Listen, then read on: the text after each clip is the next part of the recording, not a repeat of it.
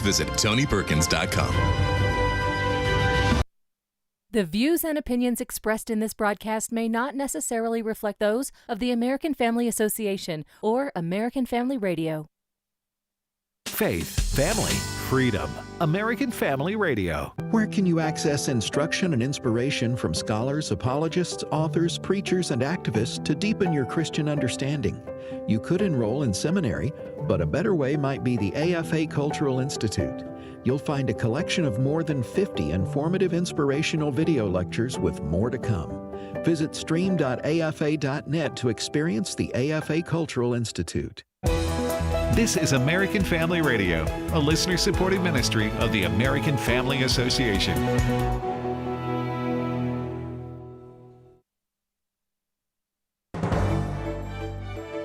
American Family News, I'm Robert Thornton. The SAVE Act cleared a hurdle in the Senate today, opening the bill up to debate. Here's Fox's Bill Maloogian on Capitol Hill. It passed 51 to 48, largely along party lines. Most Republicans voted yes. There was one GOP no vote. That was Senator Lisa Murkowski of Alaska. Senator Tom Tillis of North Carolina did not vote, and then every Democratic senator voted against it. Senate Majority Leader John Thune says Democrats are being total hypocrites for opposing voter ID and calling it Jim Crow 2.0. He says they should look at their own track record. Even the Democrats who are complaining loudly about this required a photo ID to get into the Democrat National Convention. But Senate Democrats say this is all a waste of time because the Save America Act will never reach the 60-vote threshold it will need in the Senate, and Democrats will never support it. Republicans say the bill would stop non-citizens from voting in American elections, but Democrats believe those instances are rare, and the bill would suppress millions of Americans who lack access to some of the required documents. Canadian Foreign Minister Anita Anand said today that Canada was not consulted over the U.S.-Israel strikes on Iran and has no intention of participating in any offensive military operation. In a brief interview with the AP ahead of talks with the Turkish foreign minister, she stressed Canada's priority was the de-escalation of the conflict and the protection of civilians. A pro-Israel activist believes we have to lower our expectations about how quickly the war in Iran can be done. More from AFN's Chad Groening. The Iranians continue to lash out at their Arab neighbors, including the United Arab Emirates, where a drone struck a fuel truck and started a fire at Dubai International Airport. Meanwhile, President Donald Trump says he has demanded about 7 countries send warships to keep the Strait of Hormuz open. And with poll numbers favoring Democrats in the midterm elections, the pressure is building for an exit ramp. Gary Bowers, chairman of the Campaign for Working Families, who served on the board of Christians United for Israel. I think we have to lower our expectations about how quickly this can be done. Historically, it has been very difficult to change a government without sending a massive land force into the country that you want to have a different government. And that's not going to happen. The president is not going to send in hundreds of thousands of troops into Iran. Bauer is not convinced that removing the current Ayatollah in Iran will be as successful an outcome as it was when we removed Nicolas Maduro from power in Venezuela. And the reason I'm not as confident is because of the religious factor in this battle. The Iranian government, the people running it, the key people in their military, they believe they are doing Allah's will.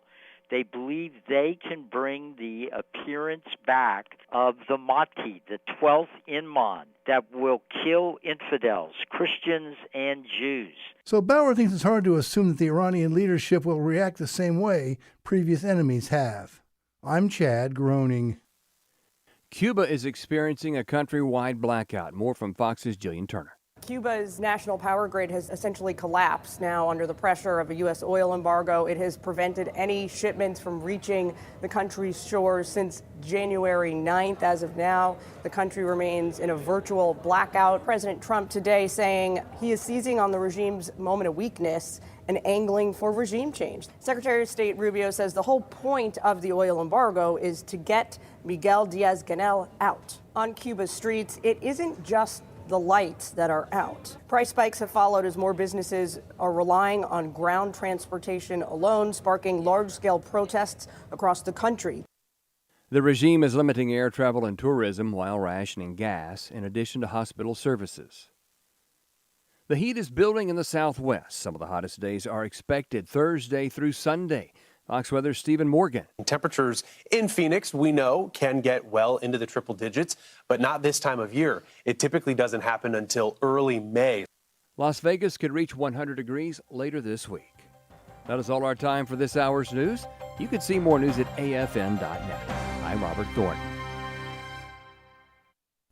Washington Watch with Tony Perkins. You look at 3 of the 4 justices there in Colorado that voted to remove him from the ballot. They all came from Ivy League schools, schools that had been created as divinity schools. What a picture of the apostasy in America when it comes to the church. Stay informed with Tony Perkins and his guests on Washington Watch, weekdays at 4 p.m. Central on AFR, or catch up anytime with the podcast at afr.net. Darkness is not an affirmative force. It simply reoccupies the space vacated by the light. This is the Hamilton Corner on American Family Radio. It should be uncomfortable for a believer to live as a hypocrite. Delivering people out of the bondage of mainstream media and the philosophies of this world. God has called you and me to be his ambassadors, even in this dark moment. Let's not miss our moment. And now, the Hamilton Corner. Good evening, everyone. Welcome to the Hamilton Corner here on American Family Radio. I'm your host, Abraham Hamilton III, joined by the corner contingent right across from me, a rather grumpy Mr. Bobby Rosa, who is asking me, well, Abe, if they can do that, why don't they do it? I gotta have more cowbell. Gotta have it. Gotta have it. And in the screening room, producer extraordinaire, often imitated, never duplicated, the real J Mac.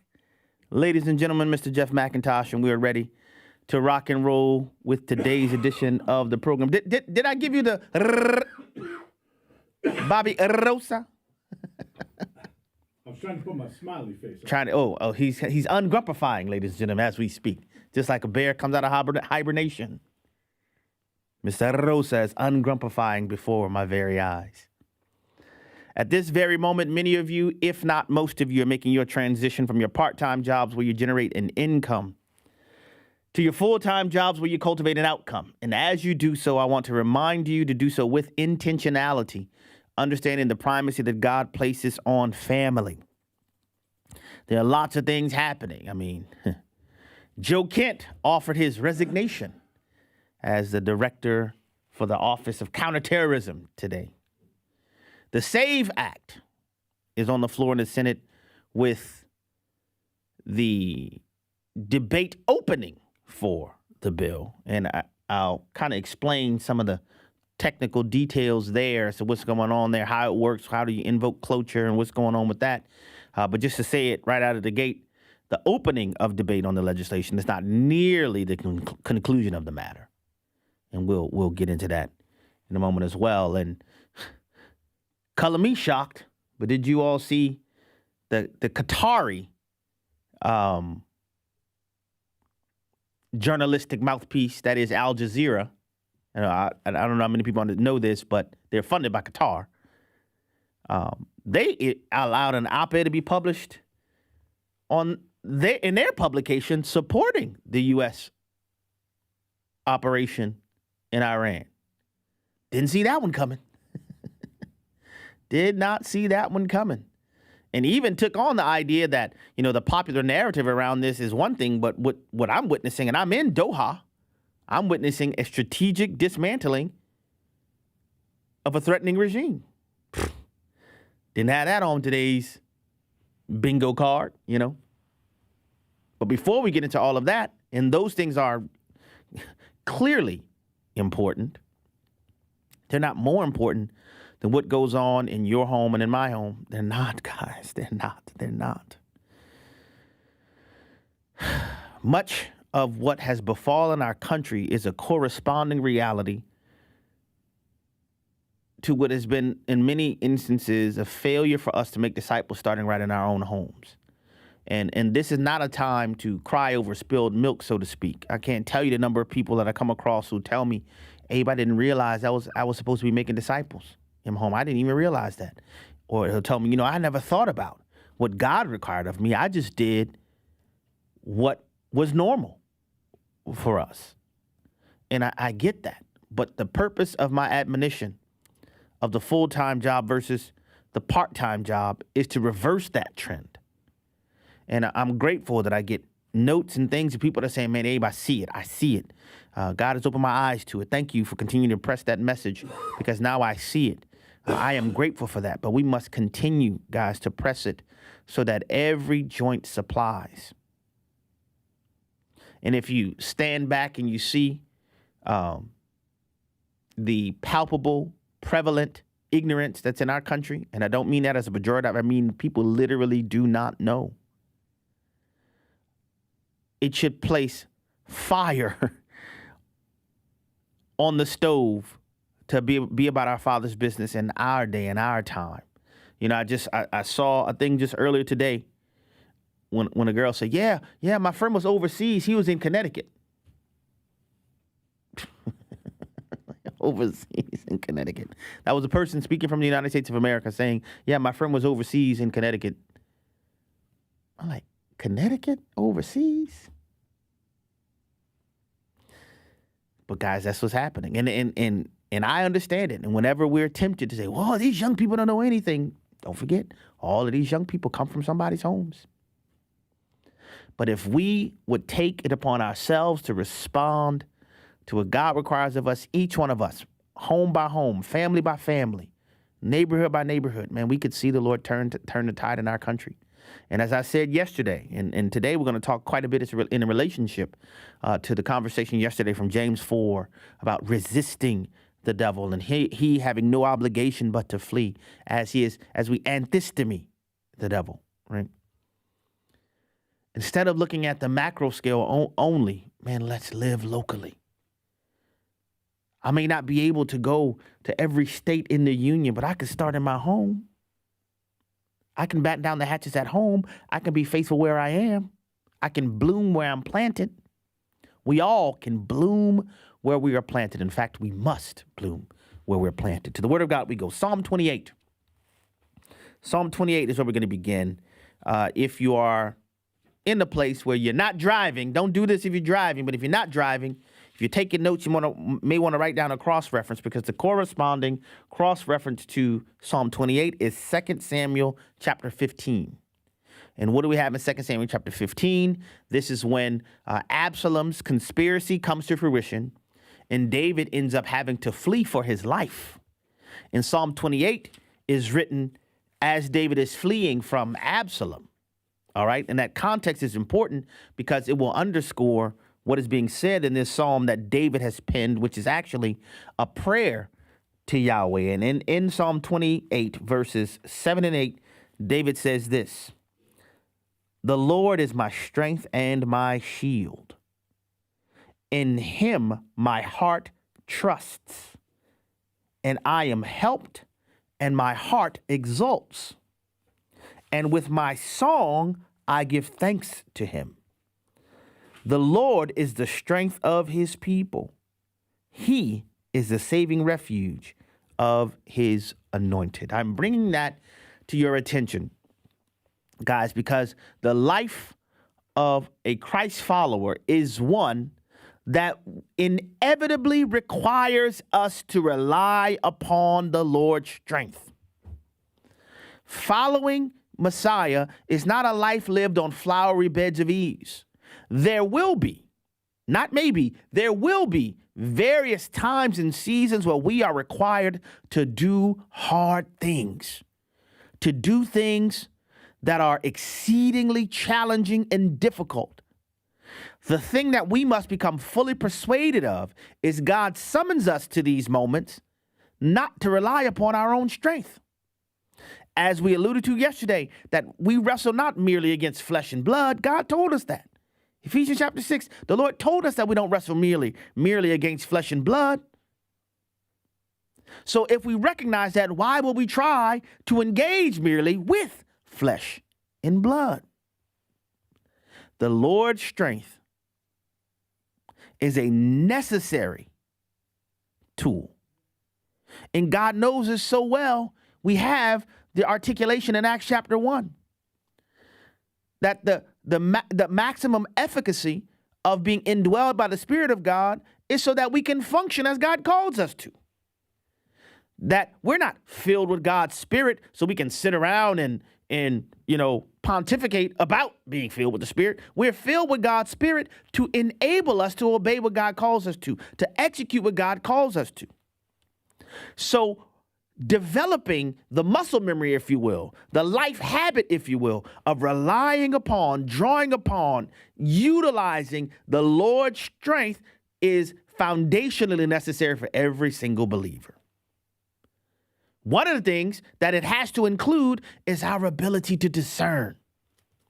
And I'm going to get to this a little bit more in this next segment, but a lot of things that's happening, with these podcasters doing their keyboard warrioring and calling each other names and doing all this kind of stuff, that you get these same jokers in person, man, they wouldn't bust a grape in a fruit fight. But behind the keyboard, oh man, they talking like they're Hercules, the Incredible Hulk, and Samson all wrapped up in one. And what you don't realize is that there is a rock thrower. Remember we talked about old Jonadab? Old Jonadab is behind the scenes when the whole Amnon Tamar phenomenon occurred. Go back and read that account. Jonadab is the one who gave Amnon the wicked scheme that resulted in rape. Then Jonadab was on the other side agitating for the rape to end up in murder, to where Amnon is then murdered.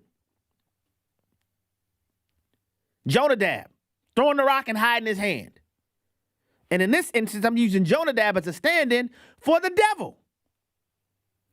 I said yesterday, the momentum that the Lord was moving our nation toward as the gospel was proclaimed to one of the largest audiences in the history of the world at Charlie Kirk's funeral. And immediately after that, you have all of this bickering and this partisan, all this kind of stuff. And even a lot of Christians getting wrapped up in it.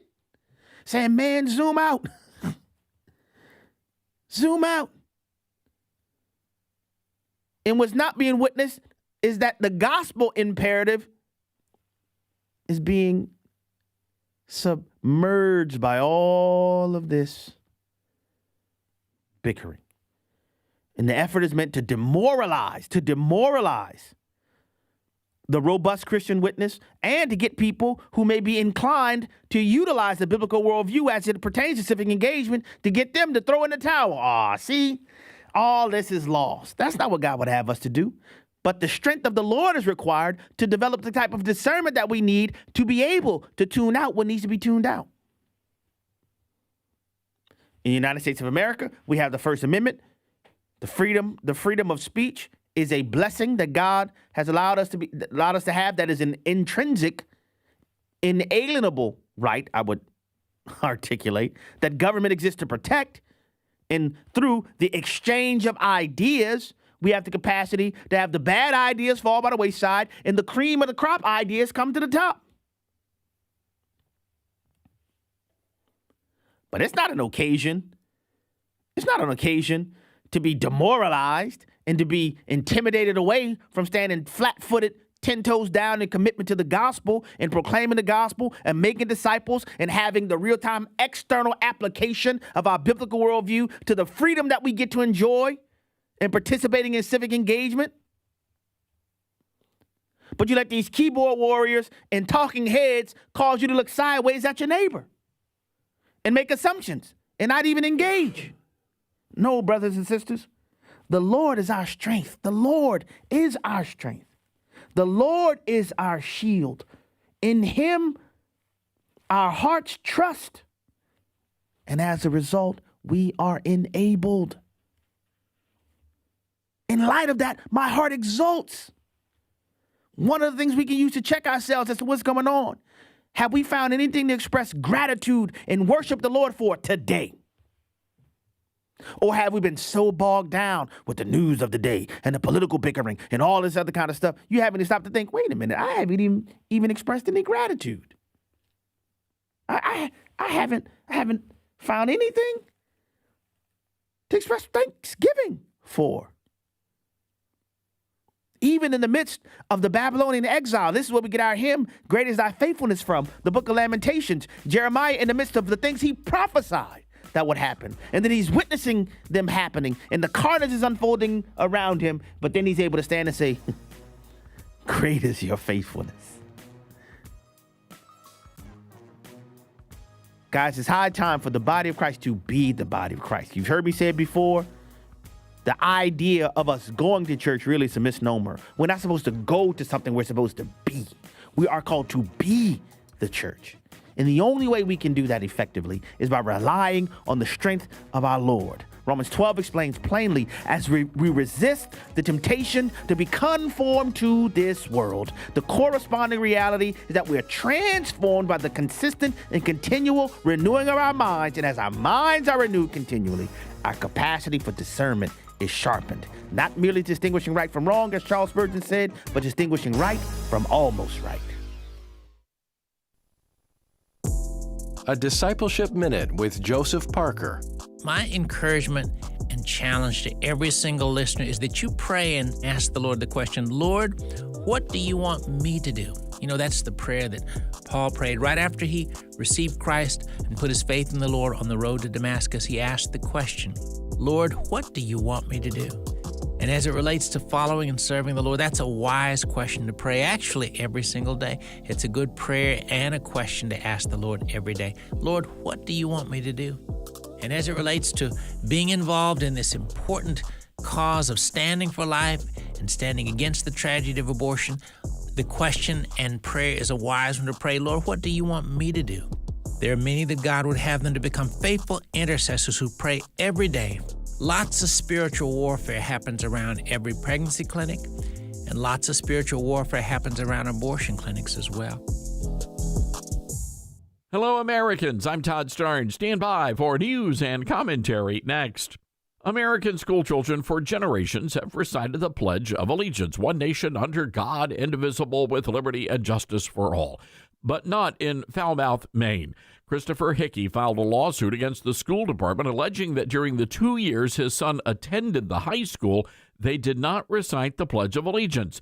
Mr. Hickey was bothered there was no structured recitation of the pledge. Now, traditionally, the pledge was recited by a student or principal over the public address system. Kids were given the option of whether to sit or stand. Mr. Hickey's lawsuits generated quite a bit of buzz around town. One Army veteran says the pledge is what makes America, America. So many of our fellow countrymen sacrificed their lives so the Star-Spangled Banner could wave over the land of the free and the home of the brave. It seems to me the least we can do is stand at attention, hand over heart, and pledge our allegiance. I'm Todd Starnes. Hey, I'm Brant, and her name is Sherry. Hello. She's a friend of mine whom we were just praying for because of a surgery she just went through. Yes, and I am very happy about something you actually talk about all the time, which is Medishare. That is right. Yeah. So what was your experience like with Medishare and the healthcare bills? Honestly, Brant, seamless. And what a blessing that is when you're already nervous about a health issue, which I was. Yeah. Members shared my expenses. There were zero problems. And let me tell you, having people pray with you when you call in with your need, that is just... It is refreshing. Yes, that's what it is. What I keep telling people. People love Medishare, and they love saving tons of money, too. The typical family can save $500 a month. I am very thankful for Medishare. It is so different, and I mean different in a very, very good way. It is good different. Call now. They're easy to talk to, and you can get a price within 2 minutes. Call 833-44-BIBLE. That's 833-44-BIBLE. 833-44-BIBLE.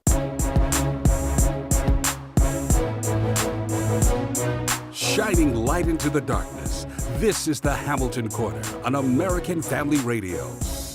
Welcome back to the Hamilton Corner. Abraham Hamilton III here. I was going to start with the Joe Kent situation, and which is a pretty big deal. It's a pretty big deal. But before I want to get there, I want to talk a little bit about the SAVE Act, and more specifically the procedural realities that's happening. Because if you'll recall, at first, Senator John Thune was not too enthused. See what I did there?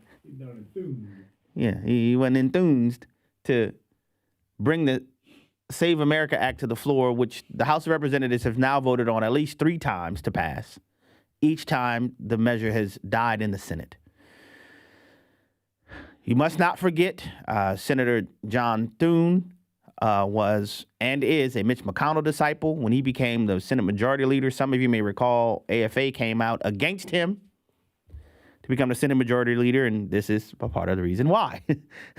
Because we knew that, well, he was and is a McConnell disciple, so his handling of the Senate will be pretty much identical to what Mitch McConnell would do. But in spite of Thune's initial response to it, thanks to listeners like you contacting your senators, and I'm going to tell you now, I'm going to ask you to contact them again, because though people might say the numbers don't look good, you have all this kind of stuff, I'm going to just say what I've said before. If you have Republican majorities, I understand they're very slim in the House of Representatives, but remember the SAVE Act passed the House 3 times, at least 3 times now. The holdup has been in the Senate, and you have a 53-47 majority in the Senate. Now, 53 is not a filibuster-proof 61 votes, or 60 votes, I should say, in the Senate, but it is a 53-47 majority. All right? A 53-47 majority is enough to change Senate rules as needed. I've previously gone with you guys through the history of the filibuster, how every time it's been changed with a simple majority of Democrat senators when they did not have a filibuster-proof majority. The way we got to the 60 threshold number is because the Democrats changed it. Because previously the threshold was 2/3, 66 votes. But the Democrats didn't have 66 votes at the time, so they changed the threshold to 60 votes. Today, Senator Thune introduced what is expected to be a marathon fight in the Senate over the Save America Act. You'll recall Senator Chucky Duck Schumer, the Senate Minority Leader, has said the Democrats will not vote, not one Democrat will vote for the Save America Act because it is, stop me if you heard this before, Jim Crow 2.0. And I shared right here on this program when he explained his reasoning for it.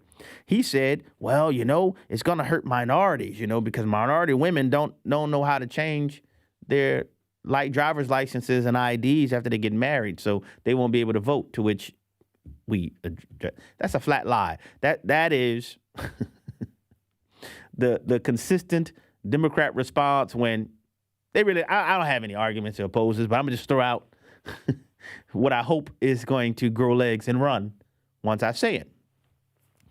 But who needs the Democrats to oppose it with ridiculous logic when you have a small spattering of non-conservative Republicans?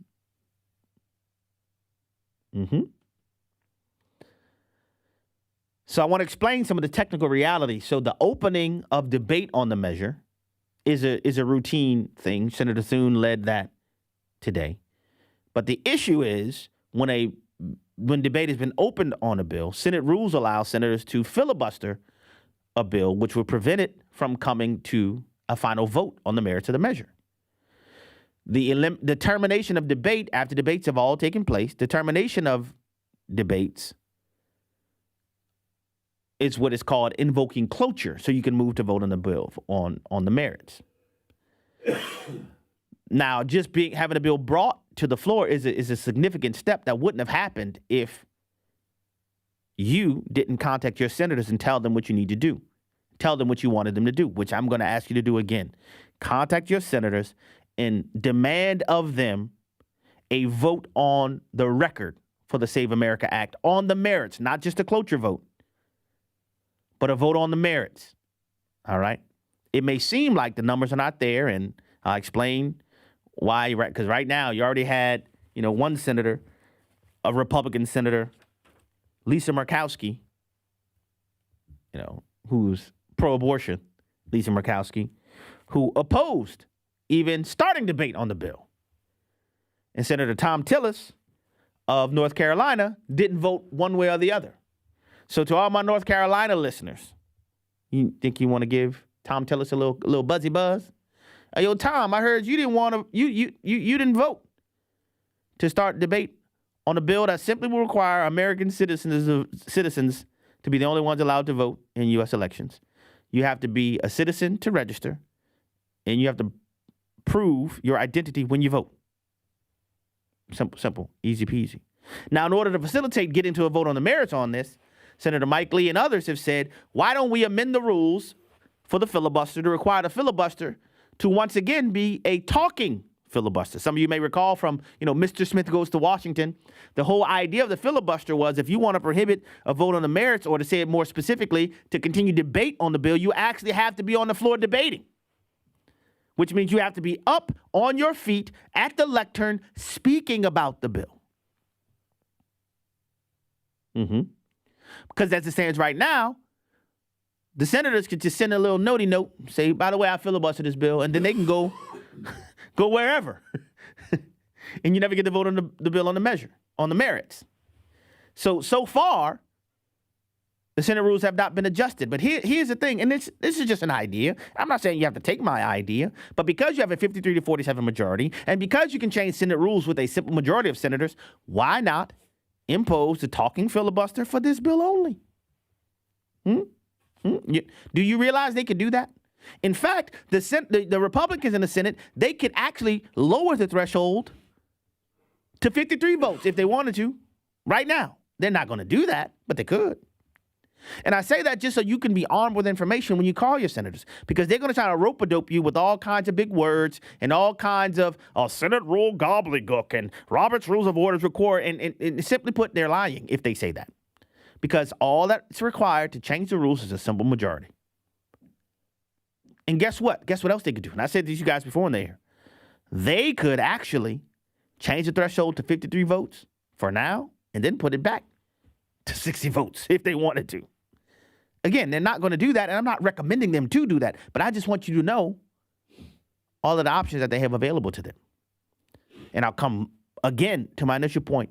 What good is a Republican Party if you can't even get a majority of Republicans to pass a bill that would require simple citizenship to vote and proof of ID to vote? The expectations are there are going to be efforts to add all kinds of amendments to the bill. They're going to try to do some other things to the bill. And when you contact your senators, you just tell them very plainly, man, I'm interested in U.S. citizens alone being allowed to vote and ID being required when people vote in American federal elections, period. That's all it is.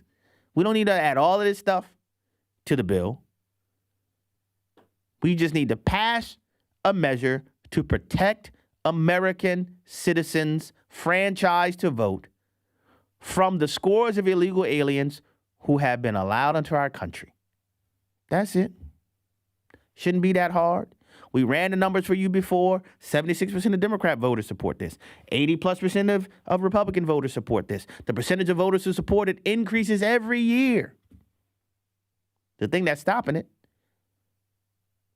are the elected officials, which should cause you to begin to ask, why do they want to make sure it's just American citizens that can vote in American elections? This should be an easy pass, guys. And here's the other thing. Even if the Republicans think that the vote won't pass, force the senators to put their vote on record. Because this is the rope-a-dope they do, guys. Just so you know, this is how the game is played. You have a bill. Let's say I have a bill passed that Bobby can no longer wear AFA hats in studio, right? That's the bill, right? But it's presented in the Senate, you see. And so what do? We hide behind the cloture vote, the in-debate vote, the filibuster. And what ends up happening, let's say in this instance, hypothetically, the Republicans, they know their voters their constituents wouldn't support Bobby being prohibited from wearing his AFA hat in studio. But they don't want Bobby to wear his AFA hat in studio. You see, because they want to support all kind of networks. They want to support NPR, and they want to support all these others. But they also want a campaign that's saying, man, we want people to be able to wear their AFA paraphernalia wherever they go. So how do they do that? What they do is hide behind the cloture vote, you see. So what ends up happening is before you get to the bill on the merits, can Bobby wear his hat or not wear his hat? You have a procedural vote on cloture. And it takes 60 votes to invoke cloture, which means to terminate debate and move on to vote on the bill on the merits. So you have several, in this instance, Republicans who won't vote during the cloture vote. Kind of like Tom Tillis did today. He didn't vote to open debate on the Save America Act. So you have some Republicans who won't vote for it. And then you have others who will vote for it because they really want Bobby to wear his hats. You have the Democrats that oppose, and by gosh, you know what? We only had 52 votes in favor of invoking cloture on Bobby's AFA hat legislation. And so then some of the same senators who didn't vote in favor of Bobby wearing his hat to invoke cloture, they'll go home and say, can you believe Washington is working against us? You understand what I'm saying? Washington is working. You can't get anything done in Washington. It's hopeless gridlock. We can't get anything accomplished. And there's no record of the vote actually on the merits as to whether or not Bobby can wear his hat. There's no record of that. When you go to try to look it up, all you see is cloture votes. And if you don't know how the process works, you would be deceived into thinking, well, I have a rep fighting for me in D.C. When in truth, there is a reality called a uniparty. You see how the game is played? So don't let them play it on this one. If there is something that should be an easy haul over the finish line, surely it is. We just need to make sure it's only American citizens that's voting in federal elections. Don't you think? Some ask, well, how did they get the one big beautiful bill passed? They use a procedure called reconciliation. What is reconciliation? For financial measures, the Senate rules. Here we go. The Senate rules, the same Senate rules I'm talking about that govern the filibuster. The Senate rules allows U.S. senators once annually during each Congress for the senators to vote on one bill that has to do with financial matters that doesn't require the 60 vote threshold. Y'all want to know how they came up with that? It was a Senate rule. A Senate rule passed by a simple majority of the senators. So I'm saying, why can't you use the Senate rules to do what the American people want? And it's one of the things, that's why I keep saying this. They want to have a demoralized populace. They want people to throw up their hands and say, see, man, it's hopeless. Because the more disengaged the American people are, the easier it is for chicanery to go forward. Like, here's a perfect example. Remember all of the energy and fervor around Doge? Remember that? Somebody want to tell me how many bills have been passed to codify the cuts to the federal budget from what the Doge discovered? It's enough to make you sick. But in this instance, it's vitally important that you refuse to disengage. You refuse to disengage. Let your senators know where you stand and what you require. Simple as that. So, debate has opened on the measure. This is one thing that needs to be passed. All right. I'm going to move on. So today, I want to explain a little bit of this information. So Joe Kent announced his resignation today from his position as the director of the National Counterterrorism Center. That is a position that works within the office of the Director of National Intelligence. So it's an intelligence position. All right, Joe Kent is a military veteran, a former Army Green Beret, CIA paramilitary officer who's had 11 combat deployments. All right, I'm thankful. The American people are thankful for his service. But just because you have been a veteran, that doesn't give you a pass on everything you want to do going forward. His first wife, and people asking me, wait, isn't he married to a woman who's hostile to Israel? He had a wife before who was killed in combat. At 35 years old, she was killed by ISIS. All right. He's since remarried, and his current wife is not his former wife. All right. Joe Kent ran for Congress in 2022, and I posted something about this on my social media feed. He ran in the Republican primary in Washington State against my friend Heidi St. John. You've heard her on this show before. And he beat Heidi in the primary. And Joe Kent then went on to lose in the general election. And then after that, President Trump tapped him for this position in the Office of the Director of National Intelligence. He announced his resignation today, and what he said was that it was in protest of the Iran war. But I want to show you some things that Joe Kent today is seemingly contradicting what Joe Kent has said in 2016 and in 2020. And then also, is his resignation truly an honest opposition to the conflict in Iran, or is something else happening? We'll get into that in this next segment.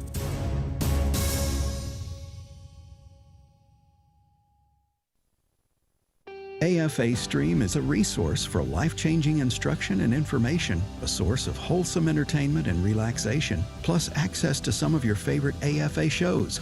You can watch a lot of content for free, or you can become a Great Commission partner. Then you'll not only open the door to everything AFA Stream has to offer, you'll get benefits like a subscription to The Stand and some really nice exclusives.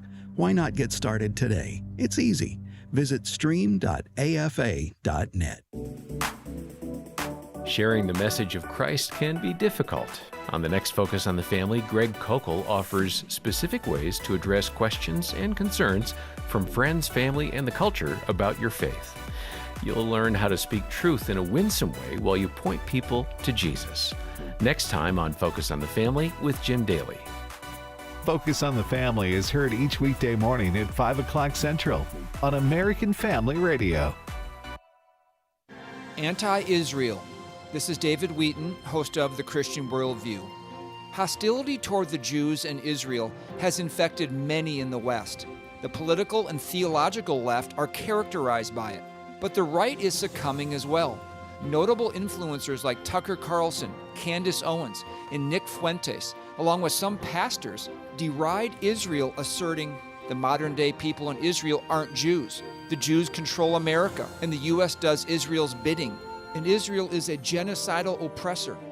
Even if there were truth to these defamations, it still wouldn't nullify God's unbreakable promise in Scripture. God has not rejected His people, has He? May it never be. Hear our most recent program on this topic at thechristianworldview.org, and then tune in this weekend for part 2. Listen to The Christian Worldview with David Wheaton, Saturday mornings at 8 Central on American Family Radio. What's your AFR story? Have we played quietly in the background during your walk with the Lord? Or maybe we've been out front and instrumental in leading you in the way. It has inspired me.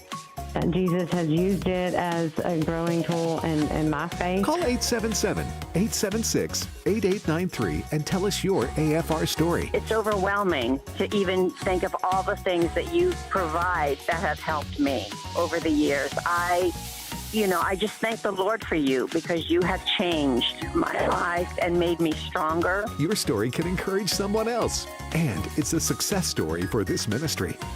The number again is 877-876-8893. Keep your story to a minute or two, and you might hear yourself on the air during our next share-a-thon. And I'm so thankful for the love that you have of Israel. I appreciate that too. Thank you for listening to American Family Radio. Every day, AFA offers biblical insight on issues that others aren't willing to touch, in the hopes that you'll become a world changer. That's why we're offering an in-depth worldview training course called Activate. 13 different professors teaching 18 sessions, all available online, including a printed workbook to help you apply what you've learned, and 1-year access to AFA streaming content to give you even more resources. Find out more about Activate and sign up today at activate.afa.net. The Hamilton Quarter podcast and 1-minute commentaries are available at afr.net. Back to the Hamilton Quarter on American Family Radio. Welcome back to the Hamilton Corner. Abraham Hamilton III here. As I shared Heidi St. John's post on my Book of Faces feed for the Hamilton Corner. She explains that, and this probably will help you process Joe Kent's resignation letter that he posted publicly on X. That apparently Joe Kent is friends with Tucker Carlson. So that might aid you. Heidi shared that in her primary campaign against Joe Kent, Tucker Carlson would have Joe Kent on the air all the time. And when her campaign reached out for equal time, Tucker Carlson refused to have her on anytime at all. Did not allow her on at all. And so because he had an internet streaming show, and the internet is not governed by FCC regulations, that he had no obligation to allow Heidi St. John onto his show, though he had Joe Kent on over and over and over and over again. Kind of like when CBS and, Colbert wanted to have James Tallarico on, but did not want to have Jasmine Crockett on. What did he do? He refused to air the show on the television network and did put it where? YouTube. On the internet. On YouTube. All right. Get into a little bit of his letter. So in his letter, Joe Kent says the reason for his resignation was let me go back to the beginning. I'm not going to read the whole letter because it's a long letter. But he included in his letter, quote, "I cannot in good conscience support the ongoing war in Iran. Iran posed no imminent threat to our nation. And it's clear that we started this war due to pressure from Israel and its powerful American lobby."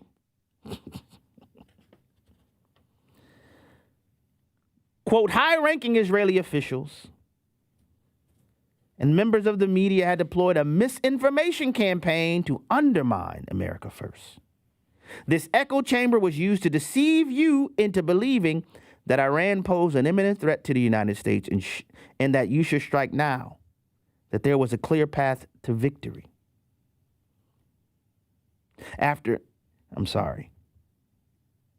So effective immediately, he's resigning. Simply put, he's saying that Iran wasn't an imminent threat. You, President Trump, you're just a rube. You got played, man. You were just a tool to do Israel's bidding." That's what he said. Kind of just like this current fancy, the Jews. You see, the Jews are secretly running the world. This is what he's saying. Guys, I just want to zoom out for a bit. Again, discernment. It's kind of interesting how all of a sudden, all of these voices. Previously, anti-Semitism was a thing on the left, but now you see it happening on the right. And like I said before, I really believe that it's a demonic effort to cause a demoralization to take place. Now, this is America. If you have criticisms about the state of Israel, that's fine. You can talk about that. But to say things like to delegitimize a homeland for the Jewish people, what is that all about?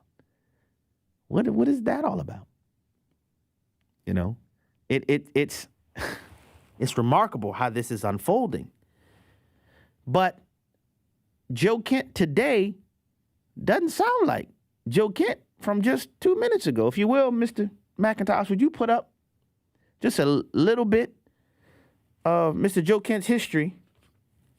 Because he's sounding a lot different now than the way he sounded before. In January 2020, Joe Kent, the same Joe Kent, will write, quote, "The red line is American loss of life and Iranian nuke development. I personally think we should have crushed their ballistic and nuclear capabilities." He said capes. "But Trump has a plan. He has definitely earned the confidence of any clear-eyed observer," end quote. That's what he said in 2020. September 2024, quote, "Trump used a balance of diplomacy, economic pressure, and targeted strikes to contain Iran, the embodiment of peace through strength."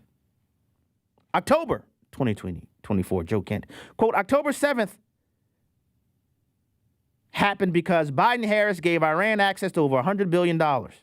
Trump used diplomacy to build the Abraham Accords, cut off Iran's funding, and killed key terrorists.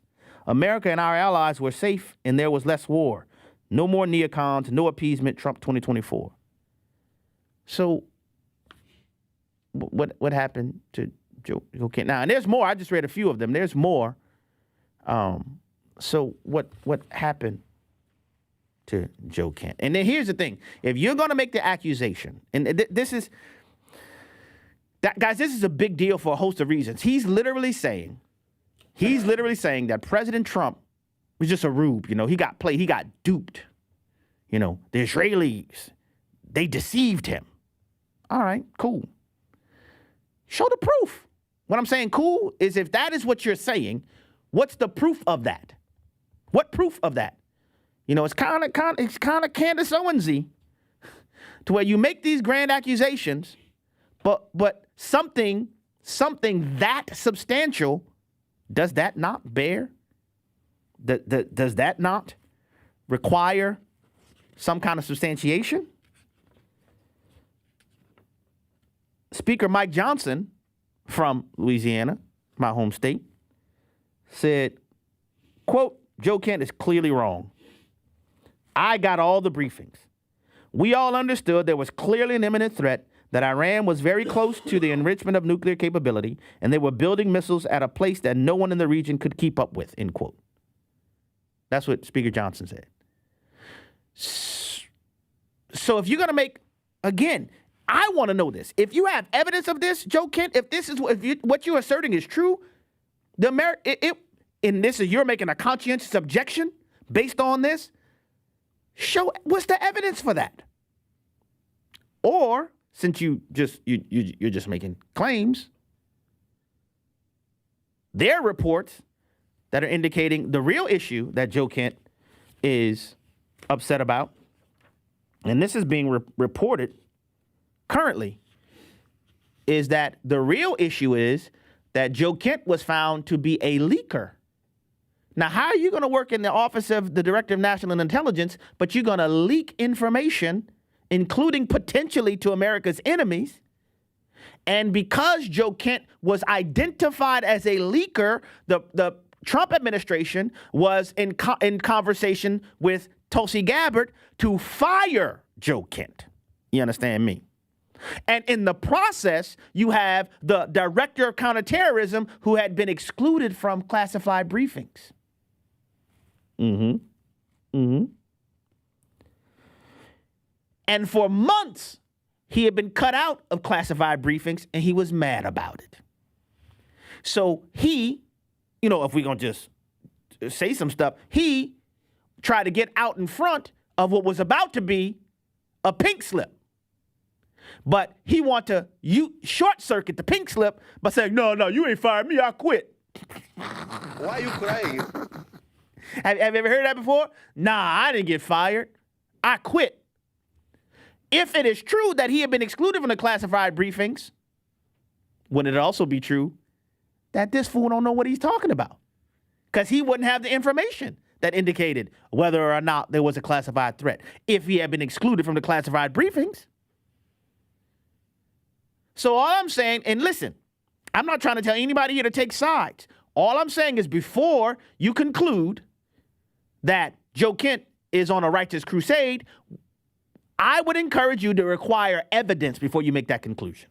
That's all I'm saying. And if he has evidence that the president has been deceived, put it on the table, my man. Because it is exceedingly irresponsible for you to make such a grandiose claim, and just like Jonadab, throw your rock and hide your hand, because you can read tea leaves because of the political moment, and because your homeboy Tucker Carlson, some might call him Carlson, it sounds like some of the same stuff Tucker has been saying. And these are things that completely contradict what Joe Kent said just a couple years ago. I'll tell you this, and I've shared this, my friend Heidi St. John ran against Joe Kent in the primary because she believed that Joe Kent was not a constitutionalist. And she felt that her state required true, clear, godly constitutional representation. But she didn't want to kick up a fuss about it because she felt like Joe Kent was better than a Democrat candidate who was running in a general election. So she decided not to attack Joe Kent once they got to the general election. That's what she told me herself. But she tried to warn President Trump about Joe Kent before President Trump ever nominated him to this position. And I understand it because of his history as a veteran, a former Green Beret, and having a wife who was killed by ISIS. And by the way, ISIS is largely funded by who? ISIS was largely funded by who? Iran. I don't know about you, but if I know somebody is responsible for funding the group that ultimately killed my wife, you say, what's that, huh? Yeah, all right, okay. But to say there was no evidence? I'm just going to tell you, if I have to consider Speaker Mike Johnson, who I told you before, I trust Mike Johnson. You know, there were some things when the Ukraine thing were happening that I was like, man, I have questions. But ultimately, I trust Speaker Johnson. If Joe Kent had been excluded from the intelligence briefings for months, wouldn't it also be true that he wouldn't know what the intelligence information was that led to the decision? And some of you might say, well, Abe, he was the director of counterterrorism. If he was suspected of being a leaker, so much so where there are conversations about his termination of his employment, wouldn't he be excluded from those briefings? Now, if that is not true, the burden is on Joe Kent. If he's going to say something as substantive and significant as saying the United States of America was led into a military conflict by deceit, you have the burden of showing that, homie. You can't just make that accusation and then walk down the street like you speed walking, one of those Olympic speed walkers, I quit, and speed walk down the street. And he says that my resignation is effective as of today. Now, I'm not purporting to know everything that goes on in D.C. because I'm not in D.C. And if he has more information that I don't have, then that is entirely a possibility. But again, if you are going to make the accusation that the President of the United States of America was deceived, you have an obligation to support that with proof. You can't just say that and just casually speed on like it ain't nothing. That's what I'm saying. And I'm not even going to get into his current wife's affiliations and her employment by, let's just say, the allegedly Hezbollah affiliated. I'm not going to throw that. I'm not going to include that in the calculus. Because I think it's sufficient to say that if you're going to make that accusation, you got to support it. But I do understand, how this is happening. So I just, man, as I said in the very beginning of the program, I believe much of this that is happening, the keyboard warriors that are throwing mud at each other online, and you know, it's similar to the whole Candace Owens thing. If you notice, I haven't spent a lot of time on her because I don't want to waste time on her. But she makes this accusation and keeps saying, I'm going to show you this, I'm going to show this, I'm going to show this. And when it's, well, where's the proof? She moves on to another topic.